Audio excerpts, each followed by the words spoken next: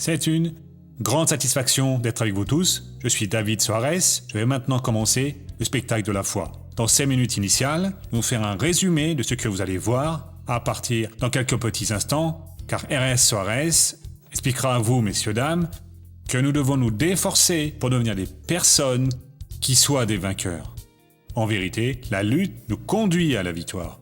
Ainsi, nous pouvons être certains que si nous restons passifs, nous n'allons rien obtenir. Qu'est-ce qu'une personne passive? C'est celle qui accepte toutes les choses, normalement, celle qui refuse de lutter, celle qui se réfute à changer la situation. Vous avez un rêve secret au fond de vous.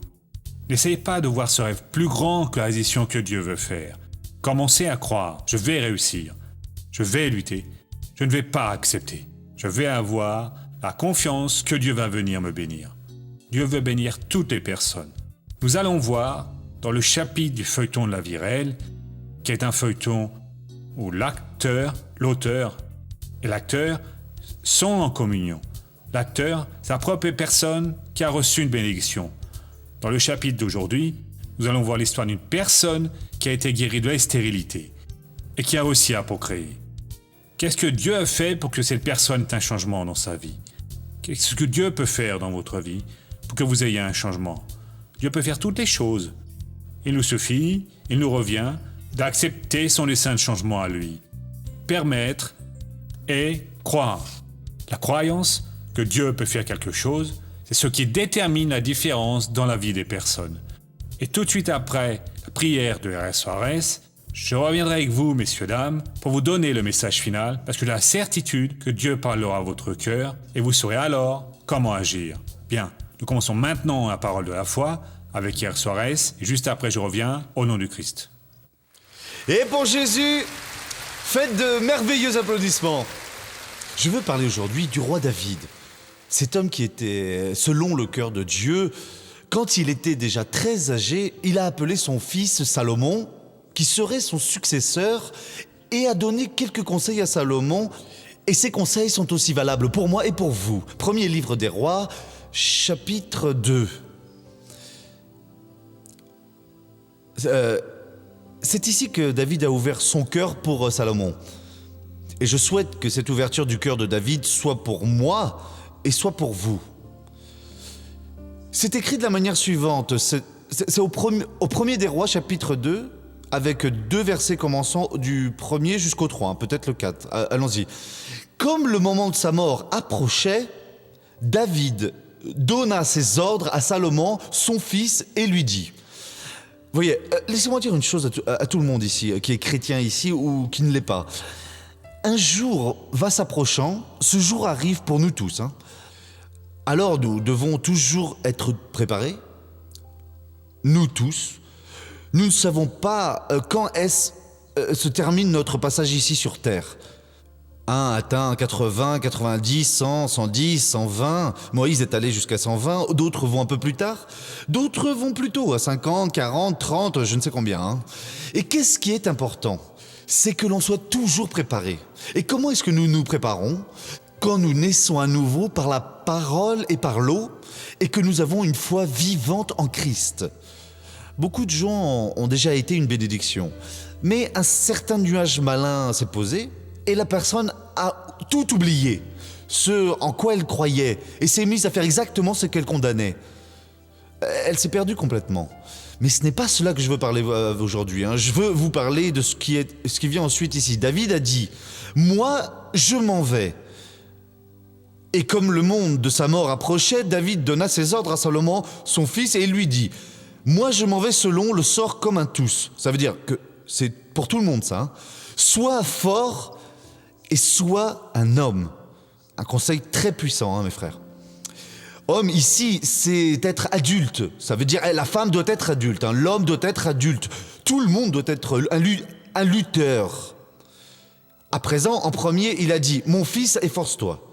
Si vous ne vous esforcez pas contre le pessimiste, l'absence de solution, l'inhibition, les actions malignes qui vous empêchent de prospérer, vous allez patiner dans la vie. Si vous voulez vaincre, vous devez être fort. Celui qui a vaincu, c'est parce qu'il s'est esforcé. Et autre chose, il faut être adulte. Il faut être un homme dans le sens ainsi d'une personne qui résiste à la force du mal. Voyez, le diable crée une situation, il semble que c'est ainsi. Ne prenez pas une décision, revenez à la parole, dites non, je reste dans la parole. C'est cela d'être un homme. Je vais croire en Dieu. Ne vous pressez jamais de prendre une décision. Parfois, le diable utilise le père, utilise la mère, utilise la femme, utilise le mari pour pouvoir fermenter. Et quand vous le voyez, vous êtes sur le point de prendre une mauvaise décision. Ne la prenez pas. Soyez un homme, soyez adulte, soyez un lutteur. Maintenant, vient ce dont je veux vous parler. Garde les observances. Ce terme observance, dans notre traduction corrigée, elle a été même traduite par le terme précepte. Dans la version actualisée, c'est précepte. Garde les observances du Seigneur, ton Dieu, en suivant ses voies et en observant ses prescriptions, ses commandements, ses règles et ses préceptes, selon ce qui est écrit dans la loi de Moïse, afin de réussir dans tout ce que tu feras et partout où tu iras. Nous allons donc étudier cela.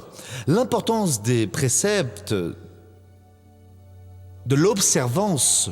Si la personne ne garde pas, n'observe rien, ne pratique pas ces règles de la parole de Dieu sur comment on fait l'œuvre, comment on adore Dieu. Et j'ai déjà beaucoup insisté sur ces inventions que certaines personnes ont faites pour que l'on prie pour un tel, prier un nom d'un tel. On ne prie le Père qu'au nom de Jésus. On ne fait pas d'accord avec le mauvais esprit. On ne lui demande pas une faveur, on n'a pas peur de l'esprit du mal, on réprimande au nom de Jésus et on ordonne qu'il sorte. Et donc, si vous ne gardez pas cette observance, et d'autres encore que la parole de Dieu dit ici, c'est ce que nous pouvons voir ensuite, donnez à tous ceux qui vous demandent, ne tournez pas le dos à celui qui veut que vous lui prêtiez, et ne cédez pas au diable, résistez au diable et il fuira loin de vous. Si vous ne gardez pas, vous n'allez pas réussir à marcher sur les chemins de Dieu. Mettez bien cela dans votre cœur. Si vous faites l'œuvre de n'importe quelle façon, ah non, ça ne compte pas, je fais Dieu béni, tout simplement, vous n'arriverez plus à marcher sur les chemins. Il faut de la force pour marcher sur les chemins. Il faut de la sagesse pour marcher sur les chemins. Il faut des capacités pour marcher sur les chemins que Dieu place devant nous. La force est obtenue, la sagesse est obtenue, la capacité l'est quand nous observons les préceptes. Nous devons regarder, mais comment est-ce que Jésus a fait ou ferait dans ce cas-là ? Jésus a agi ainsi, je vais agir de cette manière. Mais si vous ne suivez pas l'observance, les préceptes du Seigneur Dieu, si vous ne suivez pas la règle de Dieu, ce que Dieu enseigne, vous allez chuter, mon frère. Vous n'allez pas réussir à marcher sur le chemin de la fidélité. Vous n'allez pas réussir à marcher sur le chemin de la sainteté. Vous n'allez pas parvenir à être une personne libérée parmi tant d'autres choses. Je vais sur cela parce que je ne pourrai pas terminer tout cela aujourd'hui. Tout à la fin du verset, il dit ainsi, afin de réussir dans tout ce que tu feras. Alors vous commencez à travailler beaucoup, à lutter, et vous ne prospérez pas. Mince alors, je suis un vrai désastre. Non, mais vous êtes seulement quelqu'un qui n'a pas observé le précepte. Juste cela. Tout ce que vous faites à présent ne prospère pas. Vous luttez, vous faites pareil qu'un autre ou plus et ne prospérez pas. Afin de réussir dans tout ce que tu feras et partout où tu iras. Parce que Dieu vous a placé ici, vous prospérez, là vous prospérez, ici vous prospérez. Vous êtes un homme béni, un homme qui trouve des solutions, quel que soit le cas. Tout se produit quand vous observez ce que dit la parole de Dieu. Amen. Je voudrais faire une prière de décision pour les personnes qui ont des problèmes de vue. Missionnaire, un quelconque problème, je suis à la recherche de ma guérison, j'ai une douleur, je ressens ceci, et je voudrais demander au ciel de toucher votre vue à présent. Celui qui veut cette prière, reste debout s'il vous plaît, au nom de Jésus. Nous allons maintenant prier pour défaire cette œuvre du diable. Je ne sais pas ce qui vous accommode, mais je sais que le Seigneur Jésus nous a autorisés à défaire cette œuvre. Regardez ainsi votre main, dans vos mains ou dans une main seulement, comme vous voulez, et dites ainsi, Père, au nom de Jésus, je viens t'offrir ma main. Et je te prie, dépose en elle ton pouvoir. À présent, mettez vos mains devant vos yeux et fermez vos yeux et dites, au nom de Jésus, je détermine la destruction de toute œuvre maligne qui est présence dans ma vue. À présent, laissez le missionnaire prier. Père, j'entre en ta présence en faveur de toutes ces personnes et je prie que là, du haut du ciel, le Seigneur vienne intervenir maintenant dans cette vie, la guérissant complètement. Mon Dieu, au nom de Jésus, entre maintenant dans le globe oculaire, dans le cristalline, la rétine, la cornée, le nerf optique, mon Dieu, dans les muscles qui commandent la vision, cette chose qui ressemble à du sable qui ne sort pas de ses yeux, ce voile qui apparaît sur un côté et de l'autre, cette cataracte, le glaucome, la presbytie, l'hypermétropie, le strabisme, la myopie, quoi que ce soit à présent, Père, guéris cette personne maintenant, cette douleur, ce nodule. Oh mon Dieu, au nom de Jésus, je vais utiliser le pouvoir que le Seigneur m'a donné. Comme ministre de la parole de Dieu, je réprimande cet esprit de maladie qui est entré dans ses yeux, qui a rendu aveugle, qui a déformé, qui rend la vue embuée, qui brûle. On dirait qu'il y a un moustique, il semble qu'il y a du sable. Et au nom de Jésus, je te réprimande et je t'ordonne à présent, sors de ses yeux au nom de Jésus. Et vous levez les mains et dites, merci beaucoup Jésus. À présent, ouvrez les yeux sans vous asseoir et voyez ce qui va déjà mieux. Et ceux qui ont été guéris, principalement tous ceux qui ne donnent pas toujours leur témoignage dans l'église. Missionnaire, j'ai été guéri à présent. Nous allons donner un coup au visage de l'ennemi. Levez la main et racontez pour que nous voyions que c'est bien parti à présent. Qu'est-ce qui est parti, mon frère ? Je sentais ma vue tout embuée, je commençais à cligner, à avoir mal. Et maintenant, grâce à Dieu, au nom de Jésus, par votre prière, monsieur, je suis guéri. Oui, je suis guéri, merci. Merci beaucoup, Seigneur Merci, Jésus. Qui d'autre sur la galerie, là ? Moi aussi, ma vue, on aurait dit qu'il y avait du sable. Et maintenant, c'est tout propre, hein, au nom de Jésus.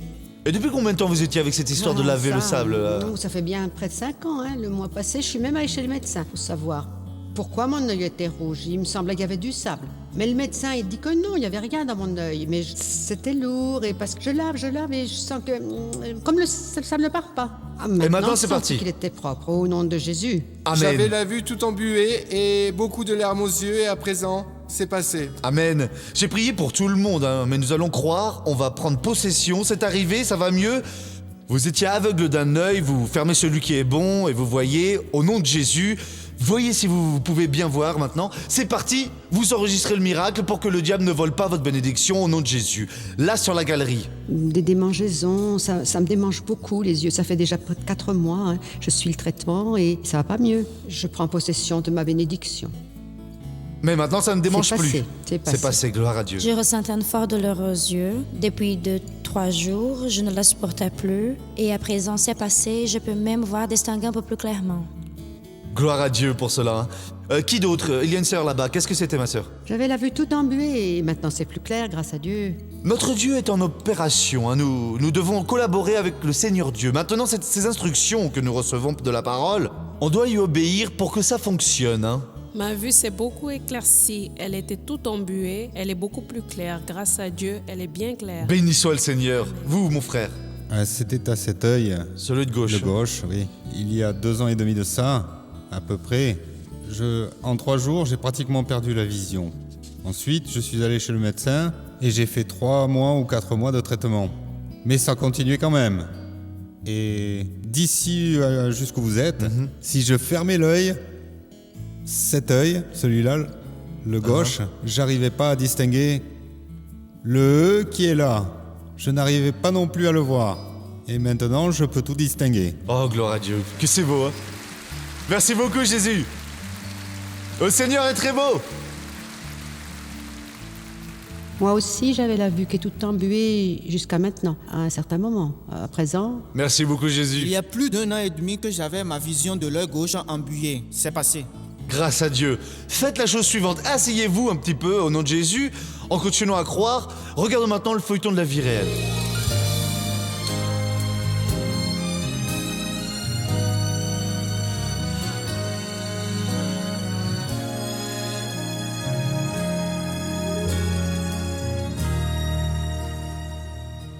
J'ai un fils de 10 ans et je voulais être enceinte à nouveau et j'ai arrêté de prendre la pilule. Il était alors âgé de 3 ans et je n'ai pas réussi. J'ai essayé tous les moyens que j'avais avec toutes les ressources dont je disposais. Vous savez, j'ai essayé et je n'arrivais pas à tomber enceinte. Pas moyen, vous savez. ça la faisait pleurer. Si elle voyait un bébé dans la rue, elle pleurait, elle disait « Ah, maman, je veux être mère. Maman, je veux un autre enfant. » Et je disais « Du calme, j'ai la foi qu'un jour Dieu va te donner un enfant. » Le désespoir envahit Anna Paola alors que les symptômes d'une grossesse apparaissent.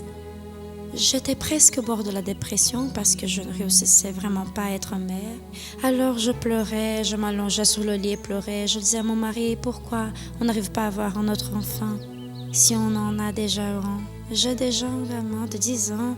Pourquoi est-ce que je ne veux pas porter un enfant à nouveau, hein? Alors, m'a dit comme ça, non, nous allons réussir. C'est alors que je suis tombée enceinte. Mais c'était dans ma tête, vous savez, j'étais enceinte. Je suis restée 7 mois avec des nausées et des envies, mon ventre gonflé. Et le bébé allait bien, sauf qu'il n'y avait pas de bébé, vous savez, c'était juste dans ma tête. Jusqu'à ce qu'arrive le moment où je vois qu'il n'avait rien, que je n'étais pas enceinte, vous voyez, que je devenais revenir à la réalité car je n'étais pas enceinte. Avec le désir, ma mère regardait la télé locale, la télé de ma ville. Alors, en regardant le ministre Andrade, elle a finalement décidé d'aller à son église et a commencé à rechercher Dieu, vous voyez, chercher Jésus dans sa vie. Elle est allée à l'église, elle a commencé à fréquenter, elle a trouvé ça très bon et m'a invitée à y aller. Et j'ai commencé à fréquenter l'église.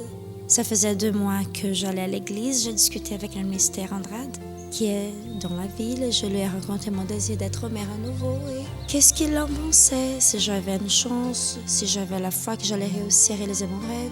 J'ai tenu sa main et je lui ai dit, ma sœur, soyez firme, continuez dans la campagne, parce que dans peu de jours, vous allez avoir une bonne nouvelle, et vous allez m'apporter cette bonne nouvelle. Et j'ai pris possession de cette bénédiction qu'il a donnée pour moi. Et alors je suis sortie de là déterminée. J'ai commencé à participer aux campagnes qu'il avait dans l'église. Il y avait la campagne de l'anneau, la campagne du bracelet, de l'eau que le pasteur donnait, vous savez, qu'il déterminait. Il racontait que si quelqu'un voulait recevoir une bénédiction, qu'il fallait déterminer la bénédiction qu'on voulait recevoir dans la vie. Et oui, je déterminais toutes les fois qu'il parlait, je disais, oui, mon Dieu, je vais être mère à nouveau, je vais porter un enfant dans mon ventre. Anna Paola s'est accrochée à la parole délivrée par le pasteur. Quelques jours plus tard, elles sont les premiers symptômes du miracle. C'est mon mari qui m'a dit que j'étais enceinte, sauf que je lui ai dit que je ne croyais pas beaucoup que mon rêve allait se réaliser. Alors il a pensé, il m'a dit comme ça, non, tu es bien enceinte. Je lui ai dit non, je ne suis pas. Je vais faire un examen, je vais voir que tu t'es trompée parce que je ne veux pas confirmer que je suis enceinte. Même sans croire à un miracle, Anna Paola va voir des médecins. Je suis allée parce que je me sentais pas bien. Le médecin m'a dit comme ça, je ne peux pas vous donner des médicaments sans faire avant un test de grossesse. Parce que si vous êtes enceinte, selon les médicaments que je vous donne, vous pouvez perdre le bébé. Ils ont constaté que j'étais enceinte. Ils m'ont félicité. Le docteur a dit je ne pouvais pas vous donner un médicament parce que vous êtes enceinte. Et je dis non, je suis pas. Il a dit, vous êtes enceinte. Et je sautais de joie, je pleurais au milieu des infirmières parce que c'était un grand rêve d'être mère à nouveau. Et là, se sont passés 1 mois et demi à peu près. Sa mère est venue avec un grand sourire en disant, pasteur, ma fille est tombée enceinte. Et son rêve à elle, c'était d'avoir une fille. Et Dieu a été si bon, si merveilleux, que Dieu lui a donné l'enfant, oui. Et en plus, il a donné une fille pour aider. Et cette petite fille, c'est une bénédiction de Jésus. Tout a été une bénédiction. Tout. Le bébé est né en parfaite santé, il a fait le test de petit pied, grâce à Dieu, elle n'a rien. Il respire la santé, il tête super bien, il dort super bien. Elle est en présent de Dieu pour moi maintenant, vous savez. Mon garçon aussi en présent de Dieu, bien sûr. Que c'est beau!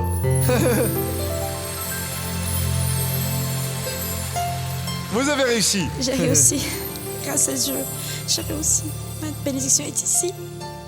Comment est-ce qu'elle s'appelle? Artasienne, Ah, elle est ma bénédiction. Pour notre Dieu, il n'y a rien d'impossible. Non, l'unique chose que je tiens à dire, c'est que je pense que tout le monde, toute femme qui a le rêve d'avoir un enfant mais n'arrive pas, livre-vous à Dieu. Dieu est tout dans notre vie. Il a réalisé notre grand rêve. Si ce n'est pas lui, c'est personne. Et aujourd'hui, qui est venu avec vous, madame? Aujourd'hui, c'est ma mère qui est venue. C'est ma soeur Claudia, le ministre Andrade, et aussi son épouse Patricia. Ah. Andrade, racontez-moi un peu ça. Cela, c'est commun, là, sur votre bonne terre de la Ça, campagne? c'est commun, missionnaire, commun. Dieu a opéré, Dieu là? a opéré. Et avec beaucoup de personnes, c'est avec divers problèmes que les personnes sont venues jusqu'à l'église. Indépendamment du cas, Dieu a donné la solution. Ça veut dire qu'aujourd'hui, c'est une grande joie. Aujourd'hui, grâce à Dieu. Merci Qui a à donné. Jésus. Gloire à Dieu. Voyez, allons à la première question.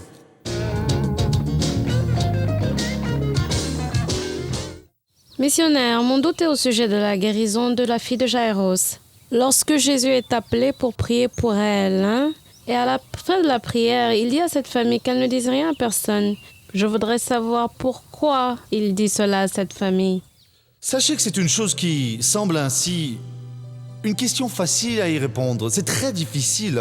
Je ne sais pas répondre pourquoi Jésus a dit cela. C'est dans Luc que l'on raconte qu'il a dit aux parents de ne rien dire à personne. Je peux même penser à quelque chose, mais cela ne vaut pas la parole de Dieu. Quand notre attention est attirée par une situation comme celle-là, que l'on ne comprend pas, on doit prier le Seigneur Dieu pour qu'il puisse nous révéler. Rien dans la Bible n'a été écrit par hasard. Là, il peut y avoir une grande révélation. Souvenons-nous que quand Jésus est arrivé, tous les gens avaient ri de lui parce qu'il avait dit que la fillette dormait. Il a fait sortir tout le monde de la maison, même les parents, tout le monde. Il n'a gardé que le père, la mère et 3 disciples qui sont venus avec lui. Il a fait le miracle et il a dit « Voyez, ne dites rien à personne ». Les gens ont dû rester à cogiter si Jaïros et sa femme sont restés là sans rien dire, à la bouche cousue, comme on dit. Les gens ont dû leur demander « Qu'est-ce qui s'est passé? La guimpe n'est plus, comment est-ce que c'est arrivé ?» Je ne peux pas parler. Mais Jaïros raconte, je ne peux pas, il a interdit, seulement que la gamine était là vivante. Et donc ça arrive et je ne vais pas répondre parce que je ne peux pas inventer une chose qui n'est pas vraie. Seconde question. Missionnaire, l'ennemi peut-il s'accaparer d'un petit enfant? J'ai déjà vu des cas. Ah, missionnaire, l'enfant n'appartient-il pas au royaume de Dieu? Oh, mon frère, nous allons dire des choses logiques. Le petit de la brebis, c'est une brebis. Le petit du bœuf, c'est le veau. De la chèvre, c'est le chevreau, la biquette. Du porc, c'est le porcelet. Et ainsi de suite. Ça veut dire que si la personne est de Dieu, elle protège sa famille. Mais si elle n'est pas de Dieu, sa famille reste sans protection. J'ai déjà vu un enfant perturbé. On l'a fait sortir expulsé, l'enfant a cessé de pleurer sur le champ. C'est vraiment une perturbation, n'est-ce pas? Mais quand l'enfant pleure comme ça, tous les pleurs d'enfant ne sont pas... dans ce cas-là, la personne était déjà possédée, a été libérée, et l'enfant, le démon a été aussi dans l'enfant. Et nous l'avons expulsé. Allons ouvrir notre cœur.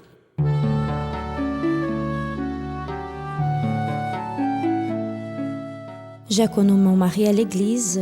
On a été amoureux pendant 4 ans et on s'est mariés. Après 3 ans de mariage, je suis tombée enceinte 2 fois. Mais les 2 fois, j'ai perdu le bébé. Ça nous a rendus très tristes et je me suis aperçue que la foi de mon mari était réellement ébranlée. Et pendant 5 ans, j'ai prié Dieu, demandant pour avoir un enfant. Mais quand finalement j'ai obtenu cette grâce, mon mari a dit qu'il ne voulait plus rester avec moi et m'a abandonnée. 4 mois après, il s'est repenti et est revenu en disant qu'il m'aimait. Nous sommes restés ensemble 2 ans de plus et je suis à nouveau tombée enceinte. Et à 8 mois de grossesse, il est parti de nouveau en disant que ça n'avançait rien d'insister dans notre amour. J'ai jamais voulu la fin de notre mariage et je souffre pour avoir été rejetée. Qu'est-ce que je dois faire? Il semble que cet homme est plutôt perturbé, ma sœur, parce que il prend des décisions, s'en va, revient, s'en va, revient. Je pense, madame, que vous devez vous mettre d'accord avec Dieu, là, chercher dans la parole pour résoudre la situation. Nous allons prier, hein. C'est la seule chose que je peux vous dire, madame, parce qu'il ne sait pas ce qu'il veut dans la vie. Hein. Il voulait un enfant, après il ne voulait plus, à présent... je pense que la prière résout cela. Hein. Nous allons prier pour ce cas. À présent, laissez-moi faire une prière pour ceux qui ont besoin d'une quelconque bénédiction maintenant. Père adoré, qui êtes aux cieux et dans tout lieu où ton nom est invoqué, alors tu es à côté de cette personne, dans sa maison, au travail. Elle est maintenant en train d'invoquer ton précieux nom. Je te prie, Père, descends sur cette personne-ci et sur celle-là aussi qui a une telle douleur à la jambe. Elle ne supporte plus, il semble que sa jambe gauche va exploser, Père. Guéris à présent. Oh, mon Dieu, guéris de n'importe quel mal. Je donne maintenant la bénédiction au nom de Jésus-Christ. Et vous dites tous Amen. Bien, nous sommes maintenant de retour pour les dernières minutes de cette émission et je suis heureux. Je suis heureux parce que je sais que, en apparence, les choses peuvent ne pas avoir beaucoup changé pour vous. Mais ce petit signal que vous voyez, ce petit changement, c'est la certitude que Dieu a commencé à opérer. Souvenez-vous qu'il y avait un certain homme dont le pays a une sécheresse. Pendant 3 ans, il n'a pas plu, il ne pleuvait pas, il n'y avait rien. Il a prié Dieu. Quand il a vu comme résultat un petit nuage dans le ciel, il a cru que c'était le commencement d'une grande inondation, en vérité une grande abondance d'averses. Et la parole de Dieu nous dit que cette terre-là a été complètement recouverte par les eaux. La prospérité est revenue pour cet homme qui a cru dans un petit signe. Le petit signe que Dieu vous a montré ce matin ou ce soir, sans l'horaire où vous nous regardez, c'est le signe qui va faire un changement dans votre vie. Et le changement se résout par le biais d'une attitude. Quelle attitude vous allez prendre aujourd'hui ? Aujourd'hui, Dieu est en train d'appeler personne pour prendre une attitude courageuse et pourvu qu'ils appellent ce numéro qui apparaît sur le téléviseur et parlent aux attestes pour dire « Voyez, moi, à partir d'aujourd'hui, je vais devenir un parrain, spectacle de la foi. Qu'est-ce que je dois faire ?» Voyez ?